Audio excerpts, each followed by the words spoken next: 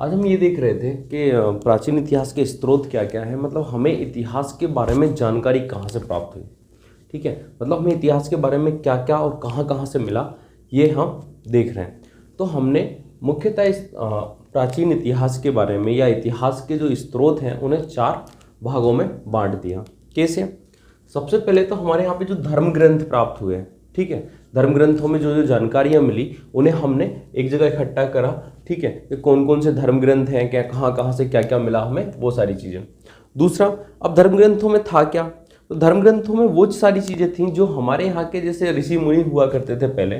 ठीक है, उन्होंने जो किताबें लिखी उन्हें हमने धर्म ग्रंथ कहा। क्यों? क्योंकि वो सारी चीज़ें धर्म से जुड़ी हुई थी। ठीक है, तो अब धर्म ग्रंथ के बारे में हम जब ऋषि मुनियों को पढ़ते हैं तो ऋषि मुनि हमें कुछ अलग अलग प्रकार के मिले। कैसे? जैसे सनातन धर्म के लोग अलग थे, ठीक है, जैसे ब्राह्मण धर्म की बात कर लें, या फिर बौद्ध धर्म की बात कर लें तो उन्होंने अपने धर्म के हिसाब से बुकें लिखी। कुछ जैन धर्म के लोग थे तो उन्होंने जैन धर्म के हिसाब से बुकें लिखी। तो इनको हमने 3 अलग अलग भागों में बांट दिया। किसको? धर्म ग्रंथ को। धर्म ग्रंथ में ब्राह्मण ग्रंथ भी आए, बौद्ध ग्रंथ भी आए और जैन ग्रंथ भी आए। ठीक है, तो ये पहली चीज़ हुई कैसी? धर्म ग्रंथ की। दूसरी चीज़ें क्या मिली? तो दूसरी चीज़ें मिली कुछ ऐसी किताबें जो इतिहास के बारे में बताई, मतलब कुछ इतिहासकारों ने भी अपनी अपनी किताबें लिखी थी जिन्होंने उस समय के समाज के बारे में, उस समय के राजनीतिक व्यवस्था के बारे में, उस समय के अपनी मौसम के बारे में, ठीक है, जलवायु के बारे में, उस सब के बारे में लिखा था। ठीक है, या कुछ कहानियाँ लिखी, कुछ नाटक लिखे उन सब के द्वारा। तो वो सब क्या थी? ऐतिहासिक ग्रंथ थे। या फिर कुछ घटनाएं लिखी, किसी राजा के ऊपर कोई घटना लिख दी। ठीक है, जैसे हम एक कभी कुछ दिन पहले एक मूवी आई थी पद्मावती, तो वो एक कहानी है। ठीक है, तो ऐतिहासिक ग्रंथों में हम वो देखते हैं जो किसी इतिहासकार ने लिखी है लेकिन जिसका धर्म से कोई संबंध नहीं है। ठीक, वो सब ऐतिहासिक ग्रंथ हैं। इसके बाद हमारे यहाँ पर कुछ विदेशी आक्रमणकर्ता आए हैं। ठीक है, उनके साथ लेखक आए थे। ठीक, उनके साथ कुछ ऐसे लोग थे जिन्होंने भारत के बारे में विवरण किया है, कुछ अपनी अपनी किताबों में लिखा है। तो उनको हमने अलग रखा है कि विदेशियों ने जो हमारे भारत का विवरण किया है उसको हमने अलग रखा। एक और चीज़, कुछ ये तो हो गए वो चीज़ें जो किताबों के द्वारा मिली, लेकिन कुछ ऐसा समय जिसके बारे में हमें जानकारी किताबों के द्वारा नहीं मिली। तो वो जानकारी कहाँ से प्राप्त हुई? तो वो जानकारी हुई है हमें प्राप्त पुरातत्व संबंधी साक्ष्य। अब पुरातत्व संबंधी साक्ष्य क्या होते हैं? जैसे मान लो कहीं पे खुदाई हुई तो वहाँ पे कुछ मिल गया। कुछ क्या मिल गया? मतलब कुछ ऐसी चीज़ें जो आकृति बनती दिखाई देती है। जैसे हम बात कर लें सिंधु सभ्यता की, तो वहाँ पर हमें जब खुदाई हुई तो पता चला कि यहाँ पे एक कॉलोनी होगी। ठीक है, मतलब एक सभ्यता थी। तो वो सारी चीज़ें कहाँ से आती हैं? खुदाई के द्वारा मिल गई। या फिर कहीं पे खुदाई होते हैं हमें कुछ सिक्के मिल जाते हैं, कुछ अभिलेख मिल जाते हैं। ठीक है, ये सारी चीज़ें किसके अंतर्गत आती हैं? पुरातत्व संबंधी साक्ष्य के बारे में, मतलब जो पुराने समय से संबंध रखती हैं, पर मतलब एक प्रूफ है, साक्ष्य है, इसलिए हमने इसको नाम दे दिया पुरातत्व संबंधी साक्ष्य।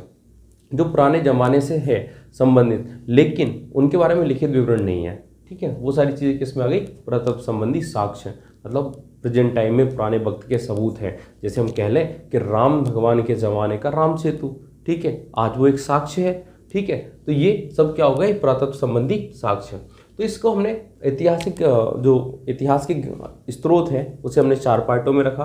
किस किस में? पहला रखा हमने धर्म ग्रंथ, दूसरा रखा ऐतिहासिक ग्रंथ, तीसरा हो गया विदेशियों का विवरण और चौथा हो गया पुरातत्व संबंधी साक्ष्य। ठीक, अब हम इनको एक एक करके पढ़ रहे हैं कि इनके अंदर क्या है। तो हम सबसे पहले बात कर रहे हैं धर्म ग्रंथ की। किसके बारे में? धर्म ग्रंथ की। तो धर्म ग्रंथ में हमने इसको अलग अलग 3 पार्टों में बांटा। क्यों? क्योंकि हमें ब्राह्मण ग्रंथ के बारे में, मतलब सनातन धर्म से रिलेटेड तो बुकें मिलती हैं, साथ में बौद्ध धर्म के बारे में भी पुस्तकें मिलती हैं और साथ में जैन धर्म से रिलेटेड भी। ठीक, तो कोई दिक्कत नहीं। अब हम सबसे पहले बात कर रहे हैं ब्राह्मण ग्रंथ की, मतलब जो सनातन धर्म से संबंधित पुस्तकें हैं उनके बारे में। तो जो सनातन धर्म से संबंधित जो पुस्तकें हैं उनमें सबसे पहले हम देखते हैं वेद। क्या देखते हैं? वेद। ठीक है, क्योंकि हमारे यहाँ ये माना जाता है कि जब भारत में आर्य आए तो उनके आने के बाद जो सबसे पुरानी पुस्तक मिली है उसका नाम है ऋग्वेद। ठीक है, मतलब जो सबसे पुरानी पुस्तकें हैं उन्हें हमने नाम दिया है वेद। 4 पुस्तकें हैं जिनके बारे में बहुत सारी जानकारियाँ हैं इनके अंदर। ठीक है, तो सबसे पहला ऋग्वेद, ऋग्वेद के बाद यजुर्वेद, यजुर्वेद के बाद सामवेद और सामवेद के बाद अथर्ववेद। ये 4 वेद हैं। ठीक है, 4 वेदों के बारे में हमें जानकारी मिलती है। कुछ ब्राह्मण ग्रंथ हैं। ब्राह्मण ग्रंथ का मतलब ये मत सोचना यहाँ भी ब्राह्मण ग्रंथ लिखा और यहाँ भी ब्राह्मण ग्रंथ लिखा। ये कुछ पुस्तकें हैं जिनको हम ब्राह्मण बोलते हैं। कैसे? जैसे ऐत्रेय ब्राह्मण, कौशिकी ब्राह्मण, गोपथ ब्राह्मण, ठीक है, ये कुछ पुस्तकें हैं। ठीक, फिर आते हैं आरण्यक। आरण्यक में आता है जैसे मैत्रायणी का नाम सुना है हमने, तैत्तिरीय का नाम सुना है हमने, ठीक है। उपनिषद आते हैं, हमारे सनातन धर्म में 108 उपनिषद कहलाते हैं। उन 108 उपनिषदों में कुछ महत्वपूर्ण है, जैसे छांदोग्य उपनिषद है, कठोपनिषद है, बृहदारण्यक उपनिषद है। ये उपनिषद हैं। उपनिषद के बाद कुछ वेदांग आते हैं। वेदांग क्या? जो वेदों के अंग हैं, मतलब वेदों को समझने के लिए जरूरी है। क्या क्या? पहला तो शिक्षा, ठीक, कल्प, व्याकरण, निरुक्त, छंद और ज्योतिष। ये 6 चीज़ें हैं जिनके बिना हम क्या नहीं पढ़ सकते? वेद नहीं पढ़ सकते। हमें इनके बारे में नॉलेज होना चाहिए, ठीक है। इसके बाद क्या? इसके बाद कुछ उपवेद लिखे गए हैं, वेद पर आधारित कुछ उपवेद लिखे हैं। कितने? तो 4 वेद है, तो चारों के 4 उपवेद भी हैं, ठीक है। उपवेद कौन कौन से हैं? जैसे ऋग्वेद का उपवेद है आयुर्वेद, ठीक। यजुर्वेद का उपवेद है धनुर्वेद। सामवेद का उपवेद है गंधर्ववेद, इसको नारद जी ने लिखा है, ठीक है। अथर्ववेद का उपवेद है शिल्पवेद, इसको विश्वकर्मा जी ने लिखा है, ऐसा माना जाता है, ठीक। इसके बाद कुछ 6 दर्शन है, मतलब 6 दर्शन है। हम उन दर्शनों के बारे में बात करते हैं। जैसे सांख्य दर्शन का नाम सुना होगा, ठीक है, कपिल मुनि ने लिखा हुआ है। योग दर्शन, ठीक है, पतंजलि, ऋषि पतंजलि ने लिखा हुआ है इसको। न्याय दर्शन, वैशेषिक दर्शन, पूर्व मीमांसा, उत्तर मीमांसा, ठीक है, ये दर्शन है। कितने? 6। कुछ फिर महाकाव्य आते हैं, कुछ बड़ी की पुस्तकें आते हैं जिनके बारे में हम किसी एक व्यक्ति का पूरा जीवन चरित्र देखते हैं। जैसे महाभारत की बात कर लो, ठीक है, या फिर रामायण की बात कर लो, ठीक। इसके बाद हम पुराणों को देखते हैं। हमारे यहाँ पे 18 पुराणों का विवरण है, ठीक है। तो 18 पुराणों के बारे में हमें जानकारी मिलती है। इन 18 पुराणों में कुछ महत्वपूर्ण है, जैसे हम बात कर लें विष्णु पुराण का, भागवत पुराण का, गरुण पुराण की, शिव पुराण की, मत्स्य पुराण की, वायु पुराण की। ये सारे कुछ क्या है? ये पुराण है, इनके बारे में हमें जानकारी मिलती है। पुराणों के बाद में आती स्मृतियाँ, ठीक है। क्या आती हैं? स्मृतियाँ। स्मृतियों के बारे में हमें बहुत महत्वपूर्ण जानकारी मिलती है, हमारे धर्म से संबंधित, इतिहास से संबंधित। तो स्मृतियों में जैसे मनुस्मृति फेमस है, सबसे ज़्यादा सुना जाता है, ठीक है। नारद स्मृति है, याज्ञवल्क्य क्या है? एक स्मृति है, ठीक। ये सारे के सारे किससे? ब्राह्मण ग्रंथ से संबंधित पुस्तकें हैं जिनसे हमें इतिहास के बारे में जानकारी मिलती है। ये सब किससे? सनातन धर्म से संबंधित है, ठीक है। अब हम देख रहे हैं बौद्ध धर्म से संबंधित। अब हम बौद्ध ग्रंथ की किताबें देख रहे हैं, ठीक है। बौद्ध ग्रंथ में कुछ किताबें हैं जो हमें इतिहास के बारे में जानकारी देती है। भगवान बुद्ध के टाइम पे या उनके बारे में लिखी गई किताबें हैं, या फिर उस समय जो राजा महाराजा हुआ करते थे उनके बारे में जानकारी हमें इससे मिलती है। इन किताबों में जो किताब है वो सुत्त पिटक, विनय पिटक, धम्म पिटक, इसको अधिधम्म भी बोलते हैं और धम्म पिटक भी बोलते हैं, ठीक है। सुत्त पिटक, विनय पिटक और धम्म पिटक, ये 3 पिटक हैं, ध्यान रखिएगा, ठीक है। चौथा मिलिंद पन्नो मिलता है, जिसमें मिलिंद के प्रश्नों के बारे में कहानी है, ठीक है। इसके बाद में बुद्ध चरित्र के बारे में एक बुद्ध चरित्र पुस्तक है, और एक पुस्तक है दिव्यावदान, ये फेमस पुस्तक है, ठीक है। ये बुद्ध ग्रंथ हैं जो बौद्ध से संबंधित हैं, भगवान बुद्ध से, या फिर बौद्ध ग्रंथ के बारे में हमें जानकारी देते हैं। कुछ जैन धर्म की किताबें हैं, ठीक है। जैन ग्रंथ से संबंधित पुस्तकें हैं, जैसे परिशिष्ट पर्वन, ठीक, ये पुस्तक है। भद्रबाहु चरित्र, भगवती सूत्र और कल्प सूत्र, ये सारी पुस्तकें जैन धर्म से संबंधित हैं, जो हमें महावीर जैन के बारे में और भी जैन धर्म के बारे में नियम बताती हैं, उसके बारे में जानकारियाँ देते हैं, ठीक है। इसके बाद हम अब देखने वाले हैं ऐतिहासिक ग्रंथ। क्या देखने वाले हैं? ऐतिहासिक ग्रंथ, ठीक। धर्म ग्रंथ में हमने 3 चीज़ें पढ़ ली, ब्राह्मण ग्रंथ, बौद्ध ग्रंथ और जैन ग्रंथ। ये हमने देख लिए, इन सबको हम बाद में खोलकर और पढ़ लेंगे, ठीक है, ओके। अब हम ऐतिहासिक ग्रंथ देख रहे हैं, ठीक है। ऐतिहासिक ग्रंथों में क्या आता है? सबसे पहले हम देखते हैं कौटिल्य का अर्थशास्त्र, ठीक है। किसका? कौटिल्य के बारे में सुना है हमने, विष्णुगुप्त या फिर चाणक्य कहते हैं इन्हें, ठीक है। चाणक्य ने एक पुस्तक लिखी थी जिसका नाम था अर्थशास्त्र, ठीक है। चाणक्य किसके गुरु थे? मौर्य वंश के राजा चंद्रगुप्त के, ठीक है। उन्होंने एक किताब लिखी थी जिसका नाम था अर्थशास्त्र, ठीक है। नाम तो अर्थशास्त्र था, लेकिन ये जानकारी किसके बारे में देती है? राजनीति के बारे में, ठीक। इसके बाद हम कल्हड़ की किताब देखते हैं जिनका नाम है राजतरंगिणी। एक किताब है राजतरंगिणी, जिससे किसने लिखी है? कल्हड़ ने। ये पुस्तक किसके बारे में जानकारी देती है? ये राजतरंगिणी, ये पुस्तक जानकारी देती है कश्मीर के इतिहास के बारे में। किसके बारे में? कश्मीर के इतिहास के बारे में। पाणिनि की अष्टाध्यायी, उन्होंने एक पुस्तक लिखी है पाणिनि ने अष्टाध्यायी, ठीक है।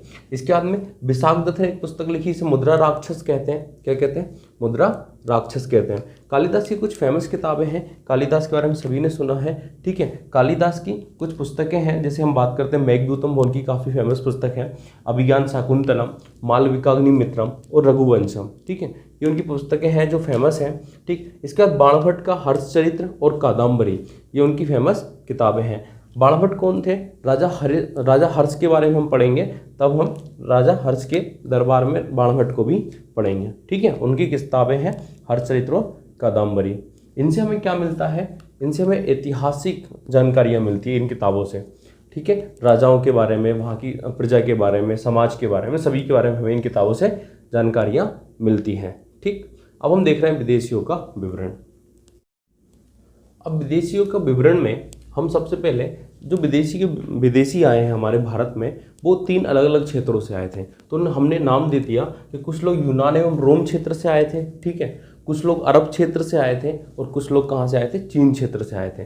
जो लोग आए थे उन्हें हमने अलग अलग नाम दे दिया कि ये लोग यूनान से आए थे, यूनान एवं रोम के लेखक थे, ये चीनी यात्री थे और ये अरब यात्री थे। हमने इनको नाम देकर अलग अलग बांट लिया, ठीक है। यूनान एवं रोम के लेखक कौन थे? तो जैसे हमने नाम सुना है मेगास्थनीज के बारे में, ठीक है। मेगास्थनीज कौन था? सिकंदर के साथ भारत आया था, ठीक है। किसके साथ? सिकंदर के साथ भारत आया था मेगास्थनीज, ठीक। बाद में ये अपने यहीं पे चंद्रगुप्त मौर्य के दरबार में रुक गया था और इसने एक पुस्तक लिखी है इंडिका जो फेमस है, ठीक है। टॉलमी ने भारत में लगभग 100 ईस्वी के आसपास में इन्होंने एक पुस्तक लिखी है जो भूगोल के बारे में जानकारी देती है हमें। हेरोडोटस ने बिंदुसार के बारे में, बिंदुसार के समय पे भारत आकर कुछ पुस्तकें लिखी हैं जो हमें उस समय के इतिहास के बारे में जानकारी देती है। निरियाकस और अरिस्टोबुलस ये भी कहाँ के थे? यूनान एवं रोम क्षेत्र के ही थे, जो कि मेगास्थनीज के बाद आए थे। निरियाकस मेगास्थनीज के बाद आया था और ये सब इस क्षेत्र से आकर भारत में रहकर भारत के बारे में उन्होंने कुछ लिखा है, इनके बारे में हम पढ़ेंगे, ठीक। चीनी यात्री आए थे 2 हमारे यहाँ पर, एक हैंसोंग और दूसरा फाइयान। इन्होंने भारत के बारे में बहुत कुछ लिखा है। इन्होंने बौद्ध ग्रंथ को एकत्रित करने के लिए भी आए थे लोग, तो इसके बारे में बहुत सारी जानकारियाँ मिलती हैं। कुछ अरब क्षेत्र के यात्री थे, ठीक है, जैसे अलबरूनी आया था, अलमसूदी आया था और सुलेमान आया था। ये कब आए थे? ठीक है, तो जैसे हमारे देश में, कहाँ से? हमारे देश में अरब यात्रियों का क्या हुआ था? आक्रमण होना स्टार्ट हुए थे लगभग 1000 के आसपास ईस्वी में। तब ये उस समय के भारत के बारे में जानकारियाँ इनकी पुस्तकों से हमें मिलती है, ठीक है। ओके, अब हम देख रहे हैं पुरातत्व संबंधी साक्ष्यों के बारे में। अब हम देख रहे हैं पुरातत्व संबंधी साक्ष्य। अब पुरातत्व संबंधी साक्ष्य किस प्रकार के होते हैं, इनके बारे में बात कर रहे हैं हम, ठीक है। तो पुरातत्व संबंधी साक्ष्य ऐसे होते हैं जैसे कहीं पे हमें कुछ अभिलेख मिले। अभिलेख का मतलब क्या हो गया? जैसे किसी राजा ने किसी स्मृति में, मतलब किसी की याद में, या फिर कहीं पर कोई शिलालेख लिखवा दिया, मतलब शिलाओं पर बहुत बड़े लेख लिखवा दिए, या फिर कहीं पर उठा के उन्होंने जैसे कोई एक अपने राज्य और दूसरे राज्य के बीच में कोई जगह है तो वहाँ पर उन्होंने बाउंड्री पर लिखवा दिया और उस पर लिखवा दिया कि इस राजा की जगह है। तो वो सारे शिलालेखों के बारे में हम बात कर रहे हैं। दूसरे नंबर पे कुछ स्मारक या भवन, कुछ पुराने हमें कहीं पे दबे हुए या टूटे फूटे क्या मिले हैं, ठीक है, स्मारक मिले हैं। वो सब स्मारक या भवन के बारे में उनसे जानकारियाँ मिलती हैं कि किस राजा की होगी या फिर कहाँ की है। या फिर खुदाइयों में जो भवन मिलते हैं, जैसे हम सिंधु सभ्यता के बारे में बात करते हैं तो वहाँ पूरा का पूरा हमें एक बहुत बड़ी जगह में क्या मिला है? स्मारक के डिज़ाइन मिले हैं, ठीक है। कुछ सिक्के मतलब पुराने राजाओं के अलग अलग समय के अलग अलग प्रकार के सिक्के मिले हैं जो हमें क्या बताते हैं? उस समय के इतिहास के बारे में जानकारी देते हैं। कुछ पुरानी मूर्तियाँ मिली हैं, ठीक है, कुछ चित्रकलाएं मिलती हैं, उनके बारे में हम बात कर रहे हैं, ठीक है। तो सबसे पहले हम अभिलेखों के बारे में बात करें तो अभिलेख कैसे मिले हैं? जैसे हमें एक अभिलेख मिला है हाथी गुम्फा। कहाँ पर मिला है ये? तो ये एक कलिंग क्षेत्र, कलिंग कहाँ पर? हमारे उड़ीसा क्षेत्र में मिला है। कलिंग राजा या कलिंग नरेश खारवेल ने इसको बनवाया था और ये हाथी गुम्फा पहला अभिलेख है जिसमें भारतवर्ष का जिक्र आता है। किसका? भारतवर्ष का। मतलब कहीं पर हमें इतिहास में सबसे पहले कहीं भारत शब्द सुनाई देता है तो वो हाथी गुम्फा अभिलेख में सुनाई देता है, ठीक है। इसके बाद ऐहोल अभिलेख आता है हमारा, जिसको पुलकेशिन द्वितीय ने लिखवाया था। फिर इसके बाद में नासिक अभिलेख आता है, जिसको गौतमी बलसरी ने लिखवाया होगा, ठीक है। जूनागढ़ आता है, ये रुद्रदामन ने लिखवाया होगा। ये ऐसे अभिलेख हैं, बहुत सारे अभिलेख हैं जो हमें क्या देते हैं, इन राजाओं के द्वारा कि किस राजा ने इसको लिखवाया है, उस राजा के समय के बारे में हमें जानकारियाँ देते हैं। स्मारक भवन, ठीक है, समझ में आ गई, जिस राजा ने स्मारक बनवाया होगा, भवन बनवाया होगा और बाद में वो भवन टूट गया है, तो उसके बारे में हमें कुछ ना कुछ वहाँ से जानकारियाँ मिलती हैं। जैसे हम पुराने मंदिरों को देख लेते हैं कुछ, तो उसके बारे में हमें जानकारियाँ मिलती हैं, ठीक है। स्तूप देखते हैं हम कुछ, तो हमें उनके बारे में जानकारियाँ मिलती है कि स्तूप किसने लिखवाया होगा, कैसे बनवाया होगा, ये सारी चीज़ें स्मारकों में आते हैं। सिक्के अलग अलग समय पे, अलग अलग टाइम पे, अलग अलग प्रकार के सिक्के चलाए गए। जैसे हम स्टार्टिंग में देखते हैं पंचमार्क या आहत सिक्के। पंचमार्क सिक्के कैसे थे? ऐसे सिक्के थे जिन पर सिर्फ कोई आकृति हुआ करती थी, लेकिन कुछ लिखा नहीं होता था, ठीक है। उनको हम पंचमार्क या आहत सिक्के कहते थे। फिर आया बाद में मौर्योत्तर काल, तो इन्होंने बहुत सारे प्रकार के, जिसे हम बात कर लें शीशे के, पोटीन के, तांबे के, ऐसे अलग अलग प्रकार के इन्होंने बहुत सारे सिक्के चलवाए। फिर आते हैं गुप्त शासक। इन्होंने सोने के बहुत सारे सिक्के चलवाए। किसने? गुप्त शासकों ने। अगर इतिहास में हमसे क्वेश्चन पूछा जाता है कि सबसे अधिक सोने के सिक्के किसने चलाए, तो गुप्त शासकों ने चलवाए थे, ठीक है। इसके बाद क्वेश्चन पूछा जाता है कि क्या सबसे ज़्यादा शुद्ध सोने के सिक्के किसने चलाए, तो सबसे ज़्यादा जो शुद्ध सोने के सिक्के थे वो किसने चलवाए थे?